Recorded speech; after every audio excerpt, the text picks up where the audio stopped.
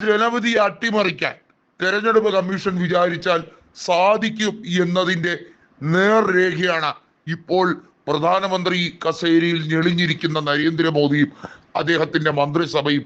അതുപോലെ തന്നെ ഓരോ സംസ്ഥാനങ്ങളിലും BJP മുഖ്യമന്ത്രിമാർ ഞെളിഞ്ഞിരിക്കുന്നതും. കൃത്യമായി പറഞ്ഞാൽ വോട്ട് അധികാർ റാലി എന്ന മഹാറാലിയുമായി പ്രതിപക്ഷം ഇന്ത്യ മുന്നണി തെരുവിലേക്ക്, രാജ്യത്തിന്റെ വിവിധ നഗരങ്ങളിലെ തെരുവിലേക്ക് ഇറങ്ങുന്ന ഒരു കാഴ്ചയിലേക്കാണ് പോകുന്നത്. രാജ്യം സുപ്രധാനപരമായ ഒരു രാഷ്ട്രീയ വഴിത്തിരിവിലേക്ക് എത്തി നിൽക്കുകയാണ്. ഇന്ത്യ മുന്നണി സമാനതകളില്ലാത്ത രീതിയിൽ ഒറ്റക്കെട്ടായി വോട്ട് അധികാർ റാലി എന്ന പ്രക്ഷോഭ പരമ്പര തന്നെ സൃഷ്ടിക്കാൻ നീങ്ങുകയാണ്. കാരണം BJPയെ പിടിച്ചു കെട്ടാൻ ജനങ്ങൾക്ക് കഴിയില്ല. ജനങ്ങൾ BJPക്കെതിരെ വോട്ട് ചെയ്താലും അവിടെ BJP എങ്ങനെ അധികാരത്തിൽ വരുന്നു? ജനങ്ങൾ പരിപൂർണമായി, നമുക്കറിയാം ഹരിയാനയിൽ ഗ്രൗണ്ട് റിപ്പോർട്ട് BJPക്ക് പ്രതികൂലമായിരുന്നു.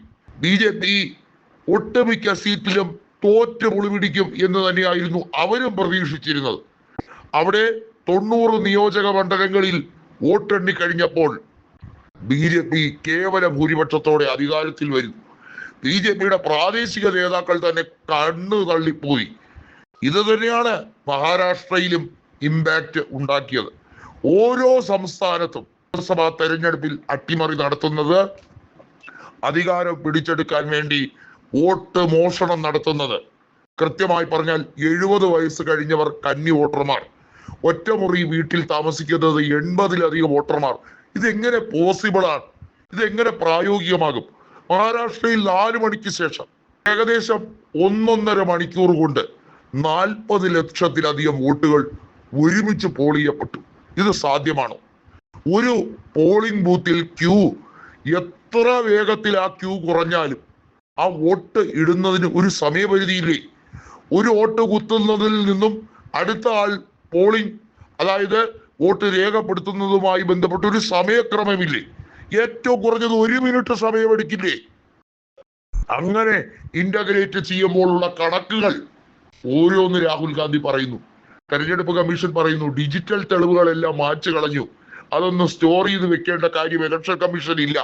കാരണം രാജ്യത്ത് ഭരണഘടനയിൽ അമെന്റ്മെന്റ് കൊണ്ടുവന്ന കേന്ദ്ര സർക്കാർ തെരഞ്ഞെടുപ്പ് കമ്മീഷന് അങ്ങനെയുള്ള അധികാരം കൊടുത്തിട്ടുണ്ട്.